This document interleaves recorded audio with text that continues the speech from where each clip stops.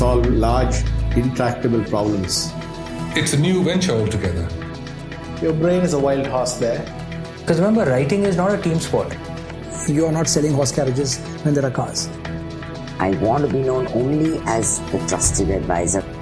More like a tourist. Play to Potential podcast. The acronym is MOVE, which we do for two reasons. One is we're American, and apparently Americans do acronyms. The other is so you can remember it under fire. So M is to be mindfully alert, mindful in terms of noticing, not prejudging, alert like an athlete. O is to be an options generator, to have at least 4 pathways forward, 4 ways to win, no matter what the type of challenge. V is to validate your vantage point. So much of business failure is, say, for over-optimism or over-cautious, and how to kind of really see reality for what it is, which gives you a vantage point. And then E is to engage and affect change at scale. So that's MOVE. And each one of those has multiple chapters and deep dives. Welcome to the 102nd conversation at the Play to Potential podcast, a series of reflective conversations on leadership, transitions, careers, and life. I wanted to share something with you. Given that we crossed 100 guests, we wanted to pause and reflect on the library that we've accumulated till date.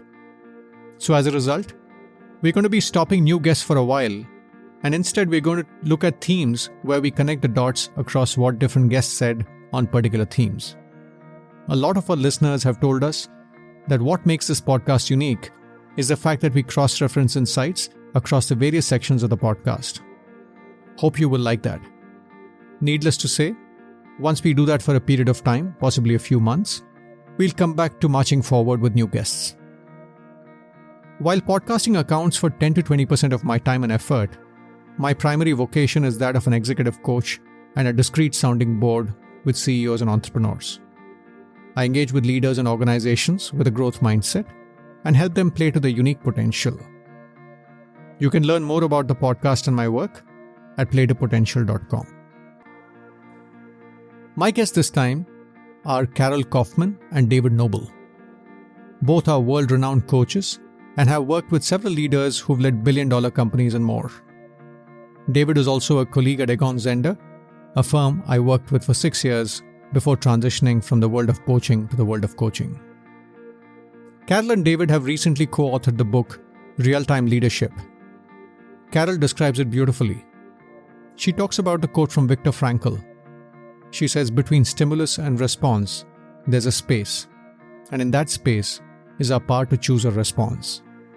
In our response lies our growth and our freedom. The book, filled with insights, tells us how we can do this. Without further ado, let's dive into the conversation with Carol and David.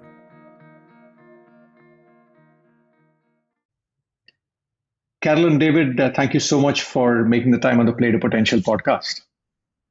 Great to be here, Deepak. Thank you. Thank you for inviting us. Absolutely. And congratulations on the recently published book, Real-Time Leadership. Maybe just at the outset, if you could give us a sense of why this book. There are thousands of books on leadership. What I find helpful understanding is trying to get a sense of what's the void the authors are trying to fill with the books they write. Mm-hmm. Well, I'll start a little bit. One of the things that really stunned us is that our book sold in about 15 minutes to HBR when we were, in fact, not even trying to sell the book. So I can tell you what they said. What they say about the book is there's a number of things that make it very different and fresh. One is the complementarity of me and David, me coming from a clinical psychology coaching background, David from an operational executive strategist, etc. So the book is part leadership book, part business book, and then part really very good stories about leaders, and where we don't make the case for coaching. We just show you we open up that door for you to look at it. And in that way, it's quite different from other leadership books. The other thing is that Marshall Goldsmith, who's this wacky coach that everybody knows, who wrote What Got You Here Won't Get You There, he said the book is dense in a good way. And this is a very dense book. It really is kind of like a very schnazzy leadership textbook along with business in there. David, what would you say? Yeah, I think that, Carol and I, unlike a number of coaches who tend to rely on one or two frameworks, we have an evidence-based approach that spans hundreds of frameworks. And so we really wanted to distill the essence of that in terms of what we found took good leaders to great to extraordinary leaders. So that was kind of the genesis of that. And as Carol said, the book is dense, but we kind of like to think of it as a reference guide. So it's an operating manual that you can actually step into that's very practical to help you move from where you are today to where you want to get to. And I also wrote the book, quite frankly, because from the time I was in my very first job, when I was a speechwriter, I remember writing a speech for the CEO, and this is a while ago, saying we are now in unprecedented times of volatility and uncertainty. And so that has not changed. And I really wanted to write a book that would help leaders step in with more confidence to those crazy new types of crisis or opportunity that they face. Got it. As they say, that speech has aged well. Yes, exactly. We went through VUCA, then we went to VUCA squared. Then in COVID, we're like, we thought we were in VUCA before. Are you kidding? Then we've got, war, uprisings, inflation, supply chain. Seriously, 20 years ago, people were thinking we're in VUCA. So yeah, I think the term I came across recently was BANI, B-A-N-I, brittle, anxious, nonlinear, and I forget the I, but yeah. Lovely. I think just to quote a statement from your book, you say that in a recent survey by Egon Zehnder of nearly 1,000 CEOs, representing a total of annual revenue of $4 trillion, you say that 90% said that personal transformation was necessary before succeeding in organizational transformation. And you go on to say that in the same survey 3 years earlier, only 30% said personal transformation was key. I was curious, what's changed in 3 years, according to you? I would say I think it's what Carol was talking about earlier. So, bear in mind that this survey was done about 2/3 of the way through COVID.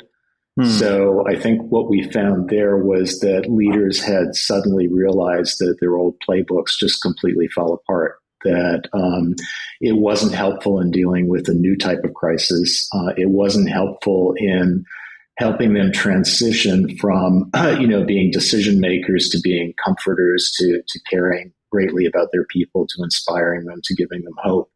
And it was presenting a challenge for them as individuals, just in terms of their own resiliency. And then when you pile on all the other factors that Carol has noted that came subsequently, it's like you have to transform in order just to stay in the game.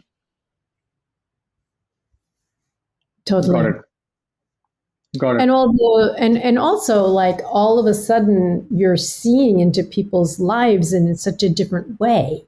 So there you are. I mean, in what Exco team meeting in the past has someone's child come in and crawled on someone's lap, Or I was working with one, actually, quite frankly, very scary guy who was chair and founder and owner of a multi-billion-dollar company, and there he is talking very seriously. And the next thing you know, there's some little kid on his face, crawling all over him, and you suddenly see such a different side. So I think a lot of when the world is unsafe, I think people become exaggerated versions of themselves, and they have exaggerated needs. And for some, there's the exaggerated need and understandable need for a comforting figure. And then for others, I think it's possibly one of the reasons everybody's been drawn to going to the right so much is someone who really makes life simple and gives you an answer, etc.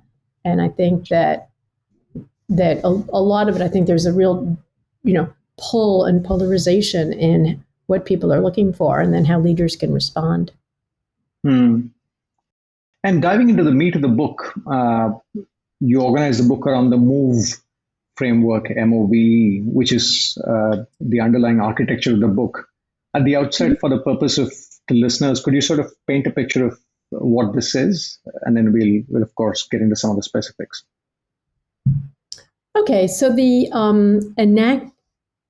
acronym is MOVE, which we do for two reasons. One is we're American, and apparently Americans do acronyms. The other is so you can remember it under fire.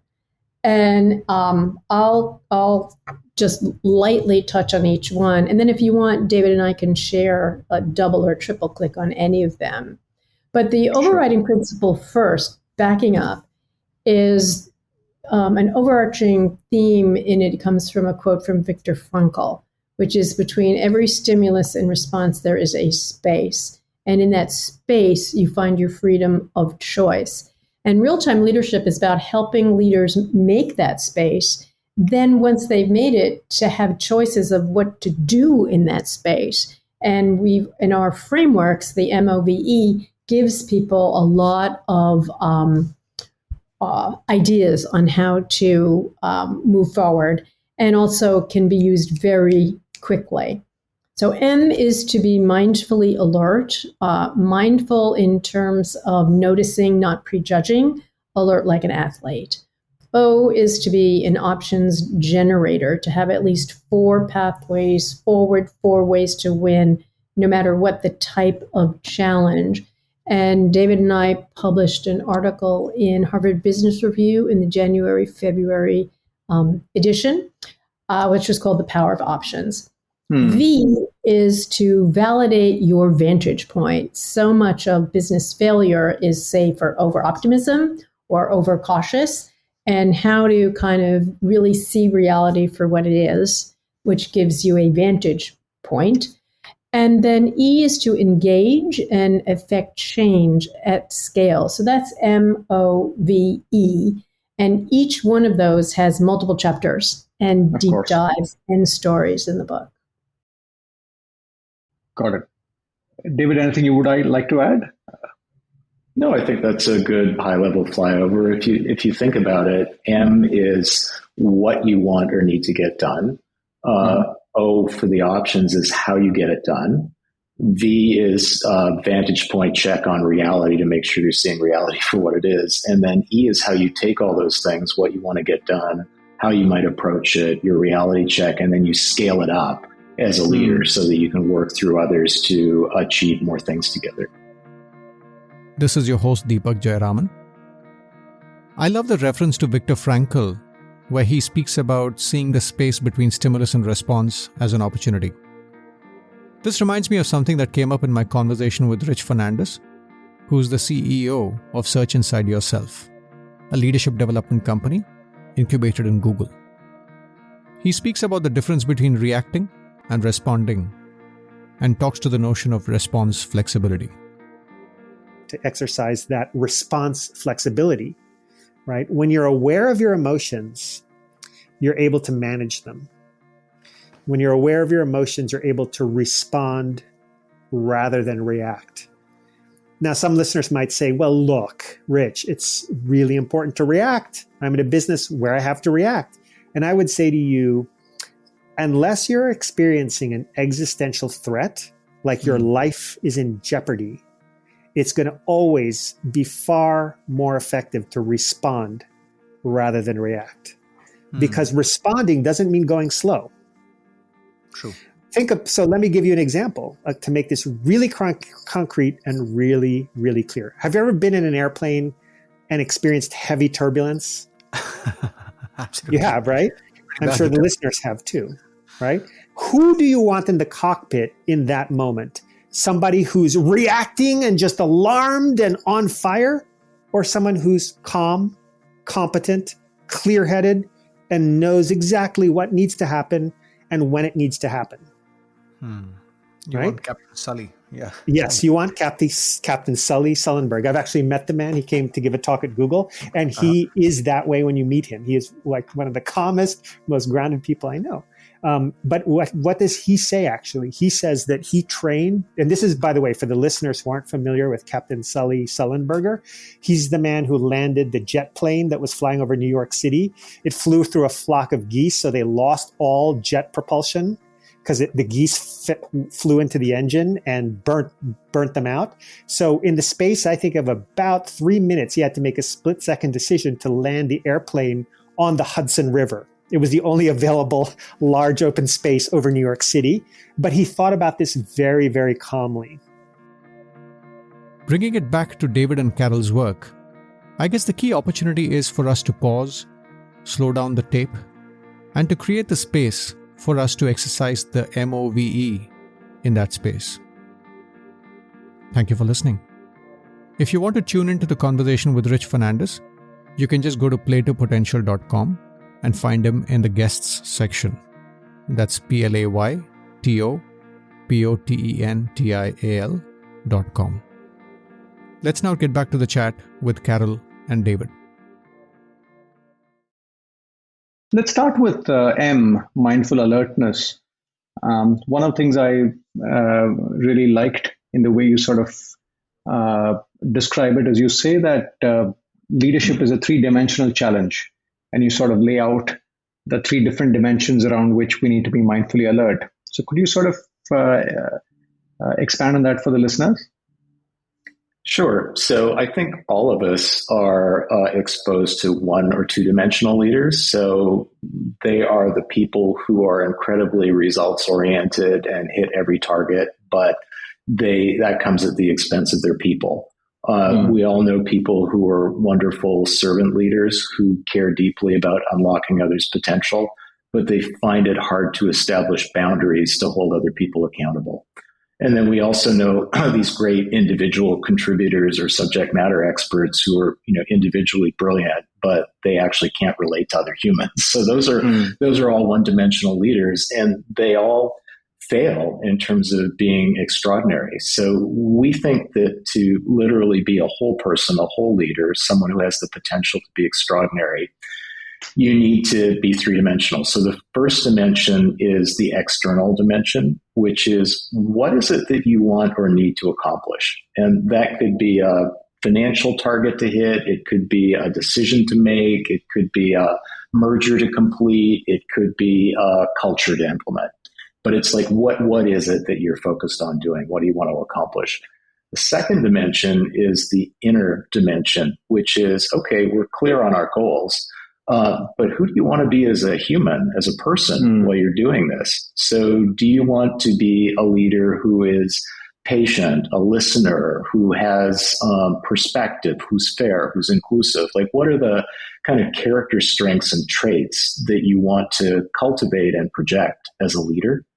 And then the third dimension is, once you're clear on what you want to get done and who you want to be, the third dimension is how can you best relate to other people so that you can achieve goals through them and achieve goals together. So for us, it's everyone knows the golden rule, which is I will treat you the way I want to be treated. And I can tell you in my own case, that works for a very small subset of the population because I like to get the news direct and not everybody does. So for us, it's more the platinum rule, which is we want to relate to people in a way that they want and need to be related to so that they can receive what we have to say and we can work together.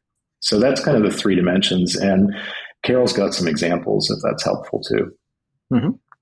Yeah. Sure. So the first one is, first of all, it can seem obvious what you are supposed to do. Like, you go in, two examples is one is you walk into a team meeting, you're got to make a big decision. And so clearly your goal in the meeting is to make a decision. Well, what if that's not correct? And the actual goal is to create psychological safety so the team can have a good conversation or, to create a divergent thinking, etc. So one of the, sort of in terms of the quick tip, It's like you walk into the room, see a bunch of people at the table, you're about to launch in, quickly ask yourself, what do I actually need to do? What's the most important thing? Like, am I right? That's okay. So what do I need to do? Then who do I want to be? And we sort of shorten that up to who do I want to be right now? And, and the bigger identity of who do I want to be, we actually have a number of like starter questions in the book for that. But it's who do I want to be right now? And one example is talked about that with one of our CEOs who we suggested. And by the way, every single person, including you, I'd like to challenge you to do this. Like today, tomorrow, ask yourself, who do I want to be right now at every meeting and then at every moment when you're annoyed? So you're at a store, there's the cashier in front of you who is talking to someone about their vacation and you're in a hurry. Okay, and just as about, you want to say like, excuse me, or explode, or just feel really frustrated, just say, who do I want to be right now? Now, the answer isn't, I need to be a nice person, but for you to have that choice of who do I want to be right now. And this one woman, CEO of a major tech company, asked herself that before every meeting. This was during COVID, the 16th meeting of the day. She's like, I just want to go home. And, going to the next meeting, she asked herself, who do I want to be right now? And that opened up the way for her to think, wait a minute, the least important meeting of my day or of my week is the most important meeting of theirs.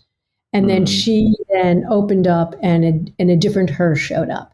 Like, who do I want to be? Do I want to be that bored person who phones it in and everybody can tell? Because leadership is often what you emanate more than you say. So that's that one. And then I think how do you want to relate? I think David's example of the platinum rule is really just perfect. But the whole point is to make space for choice, for conscious choice. And in your experience working with leaders, in terms of, sort of the knowing-doing gap, do they, of the three, is there one or two where they find it harder in terms of practicing it and bringing it to life?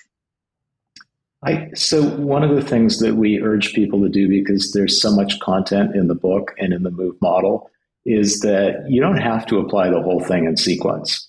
Depending on what you're facing, one part of the model could actually unlock you. So for example, if you did a quick scan of like, what's going on with me right now in a major leadership challenge that I'm facing, you could just ask yourself, am I really clear on those three dimensions? Do I really know what the goals are? And if you are, that's great. If you're not, that's a great place to get started, because actually naming in as consciously and as fully as you can what your goals are is actually really helpful in order to set up the achievement of those goals and to make every moment count as a leader, because that's what our book is all about, making every moment count. And that's sometimes depending on your reflexes, but often it's transcending your reflexes so that you can face something new or something good or something dangerous. So the other thing is sometimes we're stuck in the way forward. So if you're stuck, then you go to the options generator to figure out practical ways to find 4 or more ways to win. Another thing that's really good, particularly if you're in new situations, like a big new job, for example, or just a new environment with new people, is to really check your vantage point and make sure, like, am I seeing reality for what it is, or am I kind of discounting or exaggerating threats or opportunities, or am I even just missing the point? And then the last thing is if you're kind of stuck in achieving alignment on your direction with your team or with your organization, then you go into E and sort of focus on engage and affect change. So there's different ways that you can kind of unlock, and everybody's got a different situation. This is your host Deepak again. I love the point David makes about the distinction between the golden rule and the platinum rule. We need to tune into what will move the people around us. treat others like the way we want to be treated is arguably flawed because people around us are not like us. I also like the insight they have around the fact that we have a choice around who we want to be in crucial moments. Very often we think about the solution space in the to-do plane, but very often we miss out on the opportunities in the to-be plane. I'm reminded of an insight from Rajiv Vij, author of Inside Out Leadership. He talks about the notion of how we can be deliberate about a to-be list instead of a to-do list. So one of the things I tell people is, walk into the office, sometimes throw your things to do list and replace it with a things to be list. You decide the kind of person, the kind of leader you want to be, and try it for a week or two, and every day say, what kind of a person or a leader I want to be, and try being that way, and you'll be surprised how the doing will take care of itself. So for example, if you were to tell yourself, you know what, I'm going to be just more mindful as a leader, or I'm going to be more courageous, or I'm going to be more empowering, I'm going to be more strategic, or even in our personal life, I'm going to be more loving to my family, right? Rather than saying, I want to spend more time with my children, because you may spend more time, but if you are getting upset with them every 20 minutes, I don't know how good that quality of time was. If you say, I'm going to be more loving and more encouraging, more reassuring, or whatever is your need, then you spend even 10 minutes instead of that 45 minutes, but they were loving moments. They'll be better spent than simply just, the doing part. I find that ticking off the to-do list leads to P&L outcomes, while working on the to-be list drives balance sheet outcomes. Let me share a personal anecdote in this context. It's not quite a high-stakes leadership situation, but still a moment where I felt taking a pause made all the difference. I was at a toy shop looking to buy a gift for a birthday party that my son was going to attend. My son and I were the only customers in the shop, and in the shop were a father-daughter combination. The father was somebody who didn't go to school, he was busy playing Candy Crush, and the business was the only thing he knew. And the daughter was engaging with me and my son, helping us pick the right gift. As we were going through the various options, suddenly she paused and hesitatingly asked me. She said, "Sir, can I ask you a question?"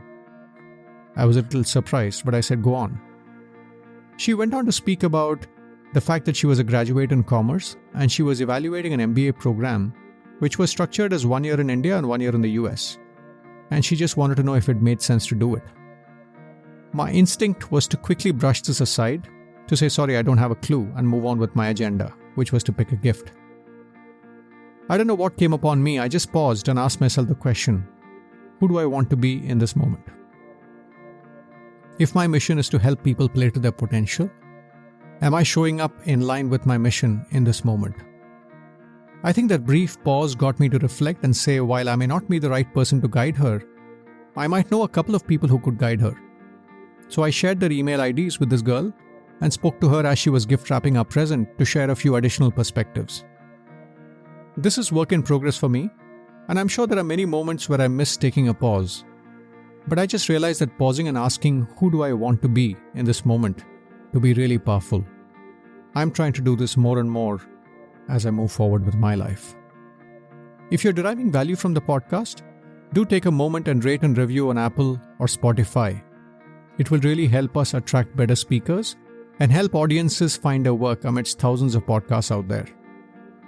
Now, let's get back to Carol and David as we walk through the rest of the MOVE framework. And moving from M to O, I like the phrase you use, where there's a will, there are at least 4 ways. And you go on to talk about the 4 different stances we could take in the way we engage with a situation. Could you talk a little bit about the 4 stances? Lean in, lean back, don't lean at all, and lean with. And more specifically, as I was sort of processing it, I was sort of trying to get the nuance between lean back and don't lean at all. But would love to hear you sort of unpack that. So let me just set that up, and then Carol can talk about the 4 stances, because those are that's one way of finding 4 ways to win, and there's also many other ways to find 4 ways to win in the book. It's a really crucial thing. But the premise is that because volatility is on an escalating trajectory, we get nonlinear kind of curveballs and obstacles thrown at us all the time. So what we find is that good leaders can identify one way to win. But in many cases these days, you need a backup to that plan, and you need a backup to the backup. So that's why we want to have way power, which is multiple ways forward, because the more viable options you have to achieve a goal, again, the more likely you are to achieve the goal. And then Carol can pick it up for the stances. Right. And there's a lot of research based on this. Many studies have looked at it and looked at predicting success based on, do people have this way power? Where does this come from? It comes from the four main reflexes that we all have, which are fight, flight, freeze, and befriend. Befriend is a new one in terms of people understanding it. And that is, if you see a little kid in front of a bus coming on, you don't think whether or not you should save them. It's a reflex to just grab them.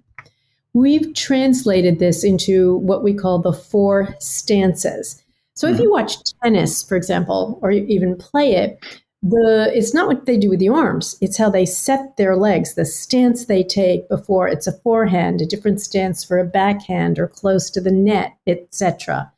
And that's basically what we think is what is sort of your default stance that you can take, and then how can you expand it? And the four stances are, in a nutshell, first, lean in, lean back, don't lean, or lean with. So lean in is rolling up your sleeves, really engaging. If there's a conflict, going there. Now, it doesn't mean you lean in a directive way. It means you're actively engaged. It could be edgy. It could be enthusiastic with a lot of zest. It could be with the delicacy of a ballerina or the intensity of a rugby player. So there's many ways. And in the book, we actually have a host of examples and directions that you can take. So that's lean in. Lean back is basically data-driven, inquiry-driven.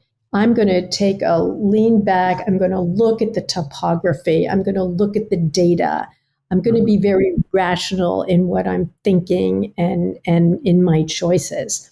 If I have to do a reduction in force, I'm not going to be leaping in and doing that. I'm going to really get out my spreadsheets and figure out what's right. Leaning with is leading with caring, concern, nurturance. And if it's at scale, it's culture. If you have a merger and acquisition, your integration, you're going to kind of be thinking people first. So lean in is action first. Lean back is, data first. Lean with is people first. And don't lean at all is reflection first. And the capacity to not lean, which is the toughest of all, requires a decision to be able to tolerate doing nothing for, it could be seconds, it could be moments, it could be a decision. And that would be, so why does that one matter? One reason it matters is the other three are all kind of what your brain is producing. This one is making a reflective space so an idea can hit you. It kind of opens you up to kind of intuition or kind of new thoughts. One way, simple example is, let's say, okay, so Deepak, you're giving a talk and it's kind of important to you. And maybe it's even being filmed. And then somebody in the audience sneers at you and really has that this is so stupid. I can't believe we're wasting our time. Okay. So you can imagine the different stances. You would respond rather differently. So if you're going to lean in, you might say, excuse me, what's going on? Or okay, I'm not going to look like a bully in front of everyone, but I'm going to talk to this person after the meeting. Okay. Leaning back, it may be okay, what's the data? What might the person be responding to? What are they thinking? What is the best way for me to interact in this moment? I'm just going to go with the data. Now, leaning with, I'm like, oh no, what did I do? Like, like this person, I've offended them. And I might like then the whole rest of the talk be like honing in on them and making them like what I'm doing. But don't lean is I'm just not triggered. This person has sneered and it's nearly a non-event for me. I will just go on, I'm reflecting, and I don't have to react. So those are the 4 stances and one way you can think about them. I think that the not leaning is the most difficult one, as Carol said. And that's something because as leaders, we're all very action oriented. But when you think about it, it can manifest not just in allowing your intuition to come to the surface or to take a moment to calm yourself, but also sometimes you can just wait and hopefully your team is going to fill that void. You don't always have to act on everything. And, that team should be filling that space in many cases too, rather than you leaning in. And then also, the example of letting the sneer go. Sometimes when there's something, you don't actually have to confront it. You don't have to deal with it. You can just turn aside and let it go right past you. So it's actually a very powerful stance that's quite underused in the repertoire of host leaders. And you also go on to say that we all need to pick an approach that's consistent with our core self. Can you expand on that in the sense that the stance we take needs to be resonant with who we are? I found that quite intriguing. A part of me was wondering as I was reading that to say, I guess the corollary to that also means that we also need to learn to flex to go beyond our default response. But I was curious to get your sense on that connection. Well, let me kind of step into that, because I think if you look at the sequence, we first want you to understand what your default response would be. Because again, the whole theme of the book is know when your default is not going to serve you well. So we want you to know, like if you're a lean-in person, to know that tends to be overused. Then, of course, we want and need you to be genuine as you step into the other stances. So what we do is equip you to be more agile across all those other stances. So we actually show you how to step in more. So if you're a person who finds it difficult to lean with, to connect with people, we show you how to do that. Or if you find it difficult to lean in, we show you how to do that. So all the way through, you are being authentic, or you're growing as a person so that you can be more agile. Yeah, and the important part is... Sorry, please. Just remember that the whole point is for a leader to find that space between stimulus and response. And this is one of the key things in that space. And because we've made it so simple, who do I want to be? What do I want to do? How do I want to relate? Do I want to lean in, back, with, not lean? We're making it so it can be sort of super quick, laser questions to ask yourself and possible micro behaviors. So on one hand, it's very important to know what your default is and to use your default when that's appropriate, but also to tweak your default. So one of the things we do in the book is we have 3 chapters based on the options generator. The first one is just about, it's more business, it's more of a business chapter, and it goes beyond that to how you can make more options, more business decisions. Then the second one is how do you use that material in terms of your own development? How quickly or intensely do you take it on, et cetera. The third one is how do you lean in, back, or whatever. And it actually has a series of sections on each one to talk about. You can lean in. Well, how can you lean in with your strengths? How can you lean in with your values? How can you lean, so there's lots and lots of nuance. You can sort of do a totally deep dive.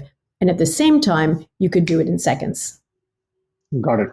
And one of the examples that struck me, which got me curious, David and Carol, you say that female Olympic athletes with high willpower and way power did much better than most of their contemporaries. I used to train for half marathons a few years back, but it was interesting to see this applied even in an endurance sport where you would think it's all about sort of the physicality and the willpower. But I'm curious how way power finds its application in that context.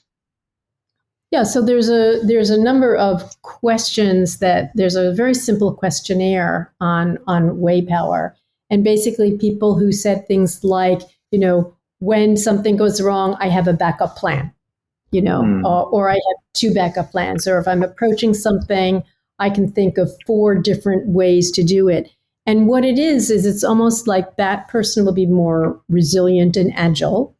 And also it's like they're not assuming that the first thing they do is going to be successful. I mean, think of entrepreneurs. I mean, think of, like Edison and the light bulb. What was it? The 5,000th try did it.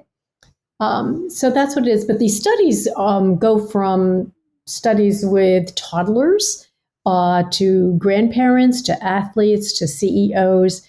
These findings are very, very robust. And people can Google an article called Rainbows of the Mind, and that will have a lot of references. There's a very practical example which might bring it home, which is imagine that you are on one side of a chasm and there's a 2,000 foot drop or 1,000 meter drop between you and the other side. And the other side is actually not that far away.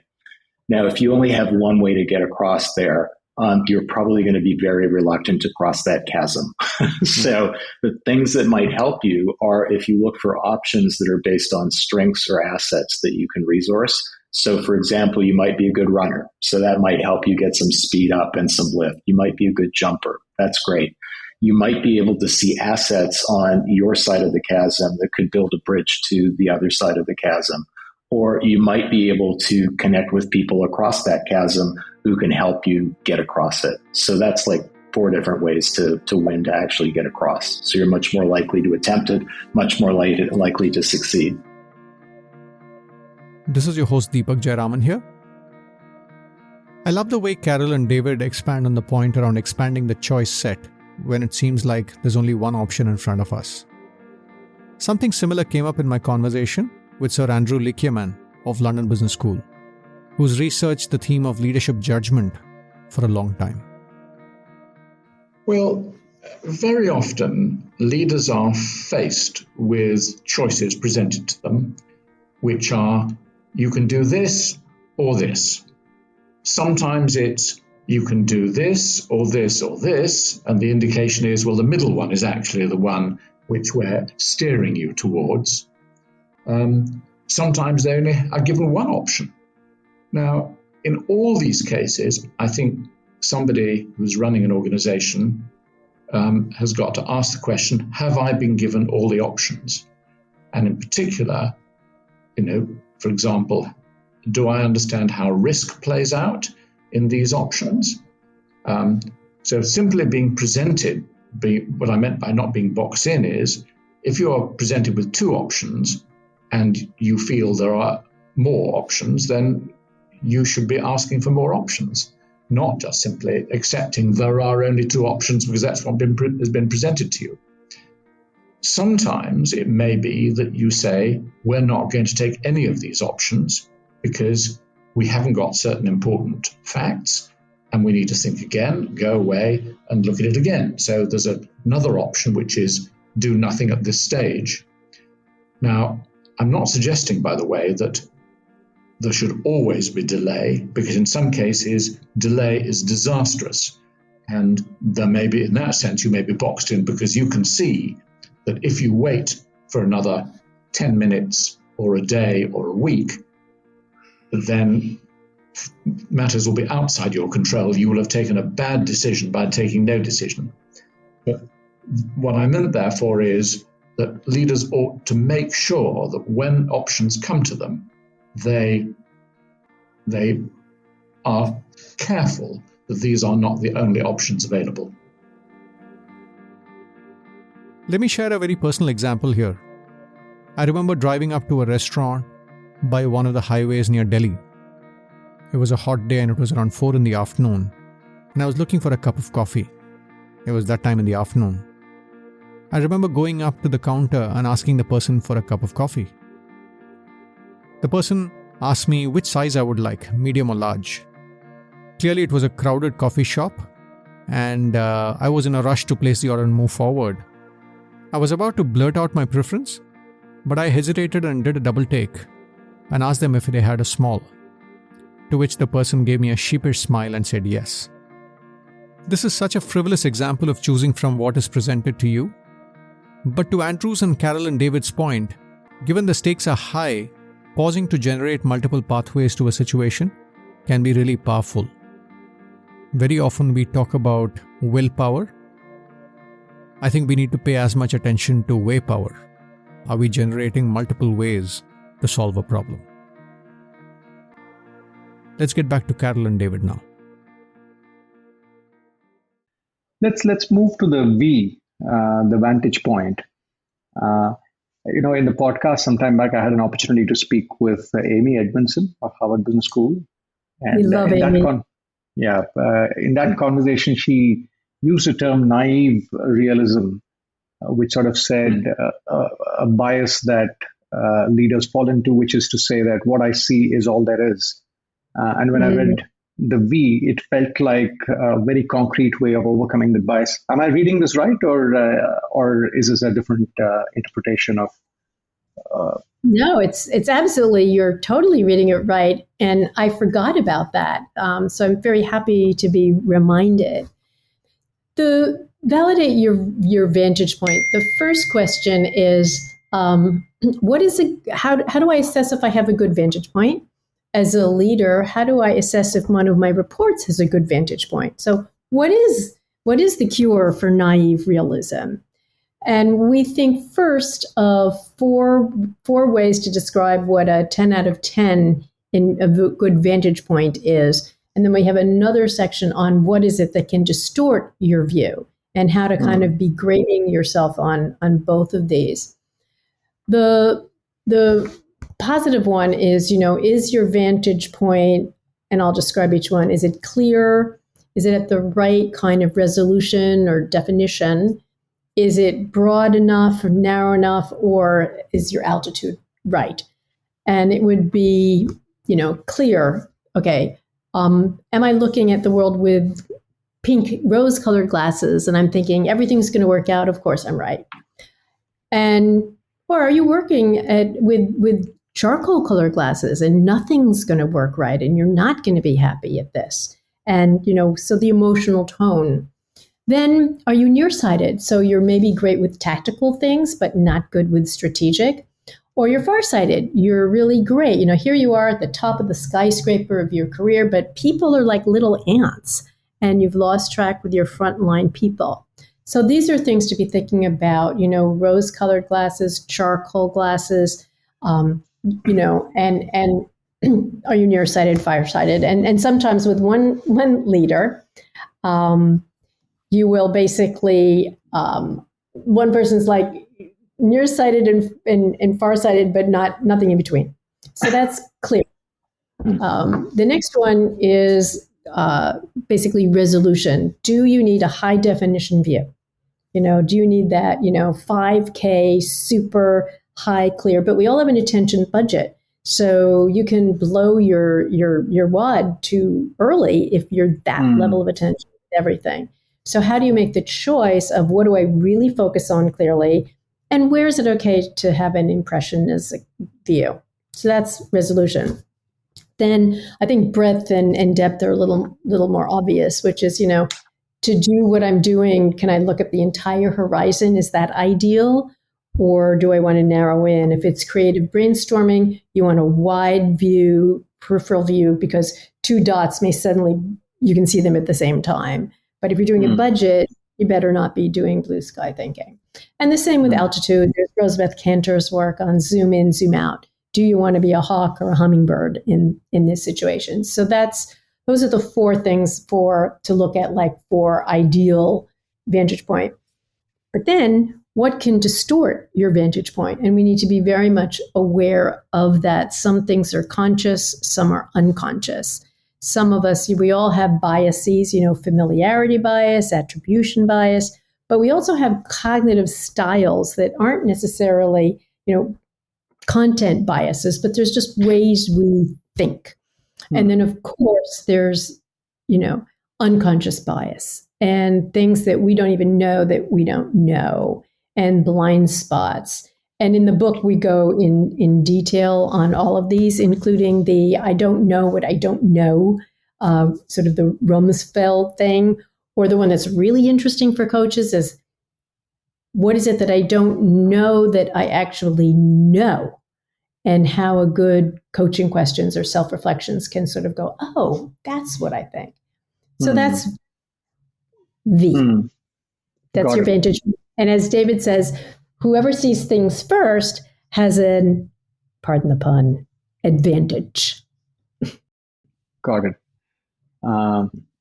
Just building on the vantage point insight, I guess it's all the more pronounced when transitions happen, right? When a new CEO takes charge, then discerning what's the right vantage point is that much harder, because you're also trying to make sense of the topography, the characters, sort of the political magnetic forces at play.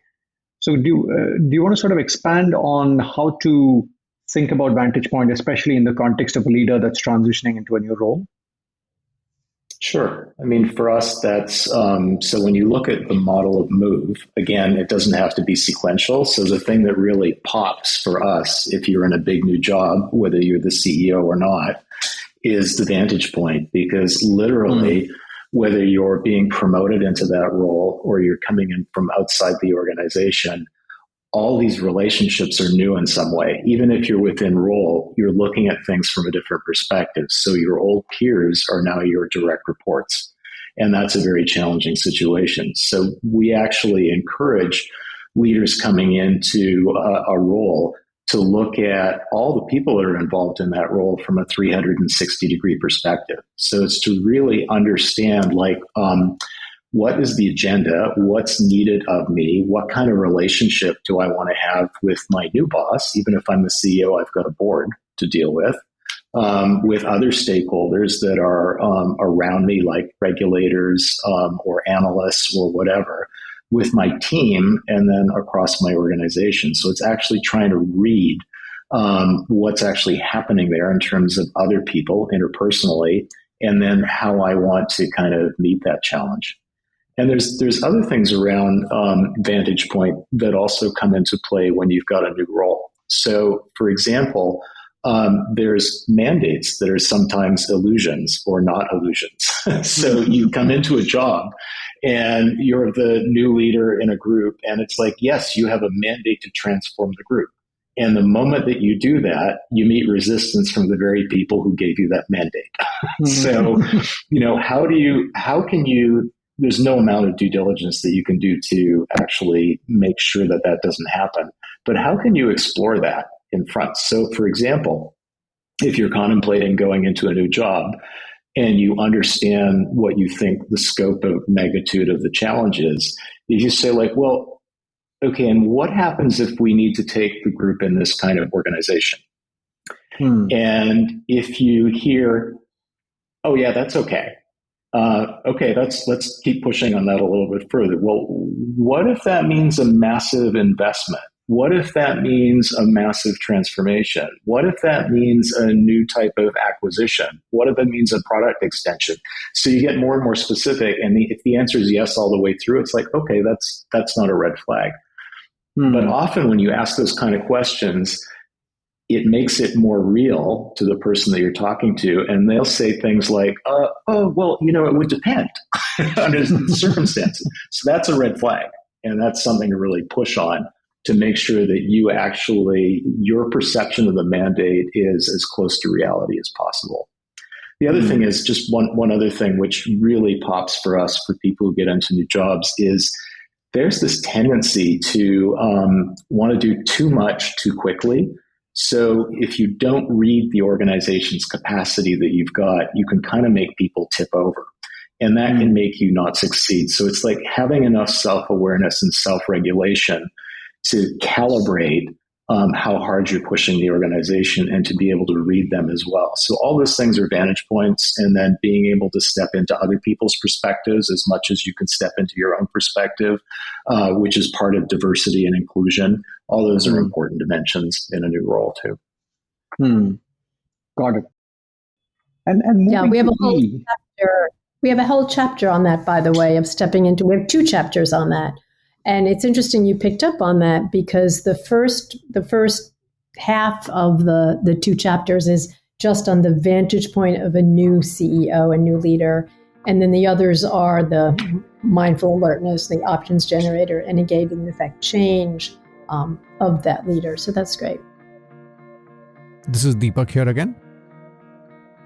I'm reminded of an insight from R. Gopalakrishnan, who studied fault lines in a leadership transition and has authored the book Crash, which profiles 15 high-profile hires who couldn't quite land and despite a lot of fanfare, ended up as a failure. He speaks about the criticality of discerning the pecking order of stakeholders. So one of the things I learned, I'm not sure where I learned it, how I learned it, but I'm sure I learned it from somewhere or the other, some experience, is if you want to change things in the organization or which you're going to lead or be a leader of, first you have to change yourself. The so-called objective metrics are actually subjective in the sense they focus on increased profits by 20%, diversify into X or Y, which are all fine, but those depend on the context. So we set targets for various companies in February for the year 2021. Who the hell knew COVID was coming?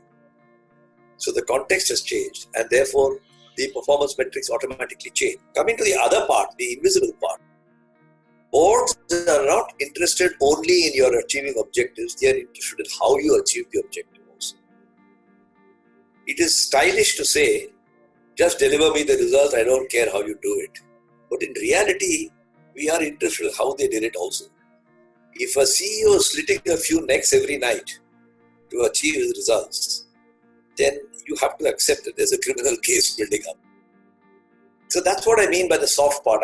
There are multiple stakeholders, You have so far grown in your career thinking I have one boss, if I satisfy him, everything is all right. Your board itself has a chairman and directors have been around 20 years, directors have been around 2 years.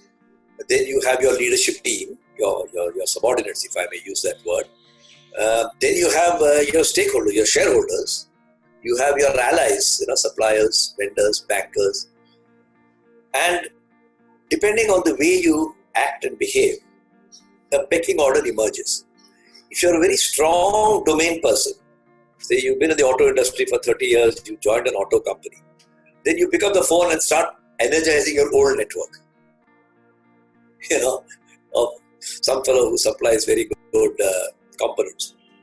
That might be misinterpreted in your new environment.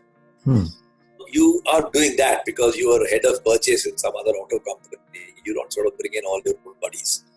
Might have been very strong in recruiting talent, and then you go and fill up the place with people from your old company or perceived to have done so, even whether you have actually done so or not. And people don't like that. So I use the word pecking order of stakeholders to mean what was your strength until the other day can play out to be a weakness. So while you must have a 360-degree approach to all your stakeholders, without doubt, the angles of the pie keep changing depending on who's the person who's there. I have known situations where, people say that, he came from so-and-so place, he's filled it up with people from that place. It's not at all uncommon in CEO transitions. I like what Gopal says. Even what seems like an objective metric is often subjective to context. Being able to read the room and discern the various vantage points can be a big advantage as you settle into a new company. Let's get back to Carol and David now. Yeah, just sort of to go through the MOVE, if you could just sort of give the listeners a sense of what's the E. Sure. So E is where everything kind of comes together. So it's taking the mindful alertness to the 3 dimensions, which is what you want to achieve, the options generator, which is how you can achieve it, and then vantage point, which is like what are the rules of reality that we have to respect. And then how do you scale it up? So for us, it's about sending leadership signals. And very briefly, we have taken and adapted military theory of leadership on how to decentralize a mission effectively, so that it's called commander's intent. So if the commander, or in our case, the leader, is not in the room or on the ground with the organization all the way out to its edge can still take decisions in alignment with the mission, and also act in a way that is consistent with the values and the culture of the organization. So that basically is talking about sending leadership signals of, for M, what do we need to do? It's where are we going? Why are we going there? And what are the steps along the way to know that we're winning? Because you can set a big, inspiring goal, for example, which can overwhelm people. So they need something to really ground them in terms of what's the next best step. So that's kind of the M part of leader's intent. Then for O, as a big leader, I'm not going to be prescriptive to my people about how they need to go forward with things. There's many ways to a win, which we want. But I might be prescriptive about the big guidelines, the guardrails of what we can play in. So for example, I might say, hey, for 2023 or 2024, inorganic growth is off the table. It has to be organic growth. But within that, knock yourself out. It can be a change in business model, pricing strategies, channels, products, geographies, whatever you want. So do that. And then the V is, what is our vantage point? So the vantage point is, how much time have we got to do this mission? What are our financial constraints? And, oh, by the way, how do we have to behave while we're doing this in terms of the rules of engagement and the values that we live and the way we relate to each other? So that together is sending a leadership signal. You do that, you kind of put a stake in the ground with that direction. And then as you learn new stuff, because you want to hear back from your organization, and this is often co-created with your team, but you still want to hear back from the organization about, hey, I think you're wrong on this, or I think you missed this, or why don't we adjust this? And you're also learning from the external environment. So all the way along, as you continue to learn, you refine your leader's intent and update it based on the things that you learned over time. This is your host Deepak Jayaraman here. David speaks about borrowing from the military theory of leadership. In this podcast, I had an opportunity to speak to a former army officer, Captain Raghu Raman, who spoke about an interesting framework that can be helpful in transmitting intent down the chain. He calls it Z Kitbag, Z-K-I-T-B-A-G. So, how to assume orders in the absence of orders. That is the fundamental reason for a framework like this. So it's a very simple framework, and its origin lies in the orders and the briefing of the Indian Armed Forces. And as you probably are aware, the Indian Armed Forces heritage is largely from the erstwhile British Indian Army. So the use of the lingo is peppered with Urdu and erstwhile Hindustani. So it's not, and of course some elements of English, because the orders were British officers and Hindi-speaking, Urdu-speaking troops. Sure. So Z, of course, stands for Zamini Nishan. A loose translation of that in the civilian street would be environmental scan. So before you're beginning an operation, you've got to give the troops an orientation. You're fighting in a desert. What does that mean? How does it, when the daytime temperatures goes up to this much, nighttime it plummets to this much. These are the sort of canals which describe our boundary. So if you cross this canal, it means basically you've gone past your target. So you are orienting them to the environmental scan, and that has an application in the civil street as well. If you say you're trying to decide a strategy for, say, the pharma sector, then your environmental scan will talk about what are the regulations in that space, who are the regulators, what are the boundary conditions, what are the patent laws. Yep. You need to understand all of that kind of stuff. The kit bag as an acronym is also chosen so the soldiers remember. Kit bag is simple to remember. You'll never forget kit bag. And Z, of course, if you just prefix it, you'll remember Z kit bag. K stands for khabar. Khabar is information. So, and information is always, it starts with your competitor's information first. So you'll always, brief your team on the org structure of the enemy commanders, what are their strong points, what are their weak points, which areas are the ones, which are their hot buttons. So you could mess with some of your, say, competitors in all over India. But if you mess with them in their hometown, the response will be disproportionately hard. So understanding your competitors' khabar, information, and then it's followed by your own khabar. Who are you? What is your strength? What are your sister organizations? What are the boundary conditions between the sister organizations so that two of the sister organizations are not pitching for the same account? So you understand whom can you call for support in case you require assistance in, say digital some stuff, then there is an arm of ours which can provide us with that support. So it's khabar apni. I stands for irada. What is the strategic intent? What are you trying to achieve out of this entire exercise? So it's not just the transactional steps. It is what is the overall intent of the commander? How that intent is sort of checked back. So you actually give out an irada and then you check back with your troops that repeat the strategic intent so that verbatim they are able to repeat that. It becomes ingrained in every person as a North Star, that this is the strategic intent of my commander, not the interim steps. Those are only ways to achieve the strategic intent. T in kit bag, T stands for tarika. Tarika is methodology. How are you going to achieve this strategic intent? What are the various phases in which you will do that? How will you hand over from one phase to the next phase? Who will be the phase 2 commander? What will be the sign that phase 1 has ended and phase 2 has begun? What will be the milestones and how will you communicate with various different teams? If there is overlap, who will be responsible for the overlap? And the tarika goes into those details. Bandobast is resourcing, troops to task as we call it. That to achieve this objective, how many troops to task do you need? Do you have sufficient troops? Is there a backup? If the first piece does not work, do you have enough resilience in, say, your cash flow to take care of, say, 6 months of your sales plan not, actually fructifying? Resources. It's like what we call troops to task, which means for this task, how much of troops do you need? What are the resources? Yeah, so resourcing. A stands for administration. So, again, many companies fail because they don't look at that part. They do the hiring, but they haven't got the laptop piece in place. So they don't have the seating because that's in a dissonance. So you suddenly have 40 employees you have given appointment letters to, but you have seating space for only 13. And so 22 of them are supposedly working from home or not working at all or are drawing pay and, waiting for... So administration basically talks about all the administrative requirements which need to be done. And G stands for, I think, one of the most important aspects which is ignored, unfortunately, several times in organizations, and that is ghadi milao. And what that implies is, if I am a infantry commander who's going to launch an attack at my target, and let's say I'm going to launch the attack at first light, which is at 6 o'clock in the morning. And before I launch my attack, I want that complete area to be softened, as we say, by artillery fire.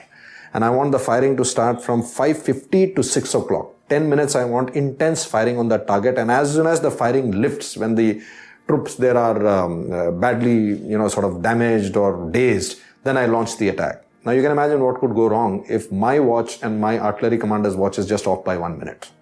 That 1 minute, I will launch the attack and they will be firing, still firing. So it's extremely important to synchronize our timelines. Timelining, I think, is an extremely important but often ignored, especially when you're looking at large enterprises which have many moving parts. So once again, Z, Zamini Nishan, K, Khabar, I, Irada, T, Tarika, B, Bandobast, A, Administration, G, Ghadi Milao. Back to what Carol and David say. While it's critical to ensure that we give the teams the autonomy to thrive, it's important that we set the broad guardrails which can help them make good choices as they move forward. Let's get back to Carol and David and hear them talk about the application of their framework in the context of coaching. And as I was understanding the MOVE framework, I was curious about how it applies in the life of coaches, right?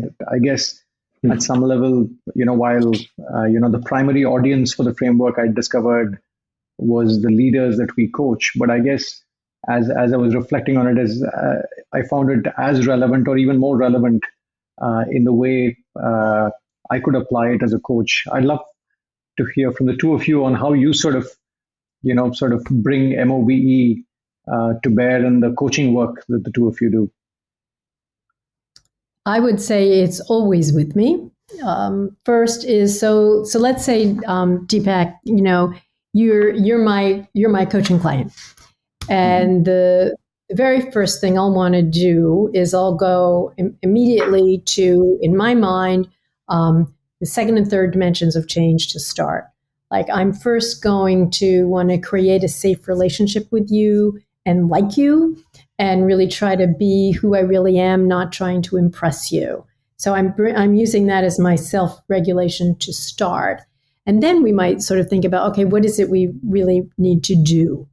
So let's start getting the objectives. Now, then I pass that on to you. Like, what do you need to do? Who do you need to be? How do you want to relate? But I'm using that with myself first.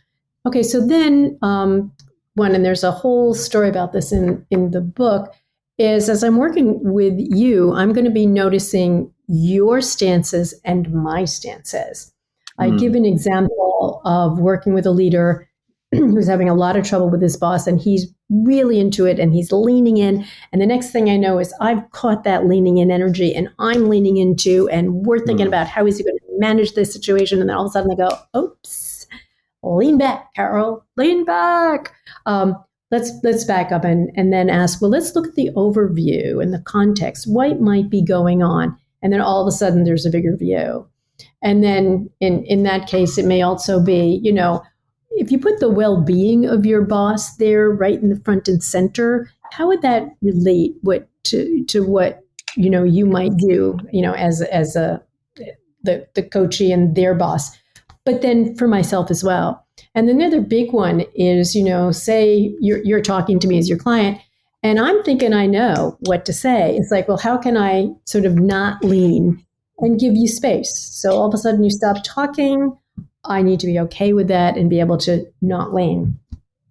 And then, of course, with Vantage Point, as I'm listening, I'm not going to believe my first set of thoughts, but I'm also going to be noticing where are you, and I might say, hey, Deepak, are you connecting the dots with your hopes or your fears here? What's your sense of how clear you are? I won't necessarily be the one that says, gee, you're not clear, but I can say to you, how clear are you? And, if that's low or whatever, and then engage and affect change. I think, again, what are the leadership signals, as a coach, what am I sending out? What am I noticing about what you're sending out? So I think these are ways to be making space for yourself and the person you're coaching in parallel, basically all the time. Well, I think for me, a lot of this lives in the options generator for me, because when you think of a lot of coaches, there are a lot of one-trick ponies out there that would go like, Deepak, this is all about your energy, or Deepak, it's all about mindfulness, or it's all about strengths-based positive psychology. And we're like, yes, and a whole bunch of other things. So for us, when you're trying to help someone move from the highest peak that they're at right now to the biggest peak on the planet, whether it's in the Alps or whatever, it's very unclear about how to get there. And so we want to try a whole bunch of stuff. So we want to create many, many, many, many options that we can draw on in our coaching.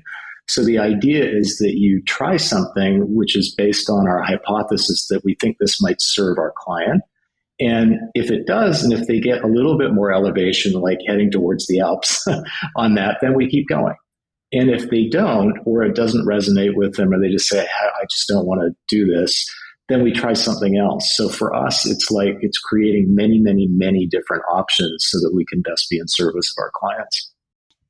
And in a way, I'm guessing that's linked to the 2-on-1 coaching model, right? When I read the book, what I found intriguing was the fact that the two of you very often work as a pair with coaches, and I'm sure one of the many benefits that the clients get is just the sort of the option generation, which is that much richer given the breadth of your experiences and the diversity of vantage points. Yeah, I mean, you can tell just from the conversation that we're very different people in terms of our personalities, the experiences that we bring, and the tools that we've got. But it's interesting that we're extremely complementary in terms of how we come to most often the same conclusions from very different angles, which really helps to validate things. And also what we find is that, each of us are, we think, pretty good coaches. At least that's what the world tells us. But you can always miss something in a one-on-one situation. But just given the nature of the two of us, it's if I miss something in a conversation, Carol's almost certain to pick up on it. And if Carol misses something, I'm almost certain to pick up on that. So that combination together actually makes us to be much more powerfully in service of leaders who are facing the most complex sort of behavioral and commercial challenges. So, David and Carol, it's been a wonderful conversation. This podcast is titled Play to Potential. One good. question that I ask all the guests is what the term means to them. So what does the term playing to potential mean to the two of you? Being at my best on every single one of the MOVE subcategories. That's what it would mean to me. Mm-hmm. And I think for me, it's to be extraordinary. It means being a real-time leader all the time. So that's like a goal that is almost impossible to achieve, but that's something that coherence with being a real time all the time is something that I would aspire to, and that would be playing to potential. Lovely. That's right. And we've talked about that. Our true goal for people is, yes, it's great to be super successful, etc., but it's really to be to become a really good human and even to become an extraordinary person. And help leave the world in a better place than we found it, and to help our leaders do that. Lovely. On that note, David and Carol, thank you so much for making the time on a busy Thank Friday you, evening. Deepak. Thanks for inviting us. This was great. We really appreciate it. I hope you found the conversation purposeful. If you missed listening to the intro, I wanted to share an update with you here. Given that we crossed 100 guests, we wanted to pause and reflect on the library that we've accumulated till date. So as a result, we are going to stop new guests for a while. Instead, we're going to look at the themes where we connect the dots across what different guests said on a particular theme. A lot of our listeners have told us that this is what makes this podcast unique. The fact that we cross-reference insights across the various sections of the podcast. We hope you will like that as we do that for the next few months. And needless to say, once we finish connecting the dots, we'll come back to marching forward with new guests once again. Thank you for your trust, and look forward to having you tune into one of the subsequent conversations at the podcast. Bye now.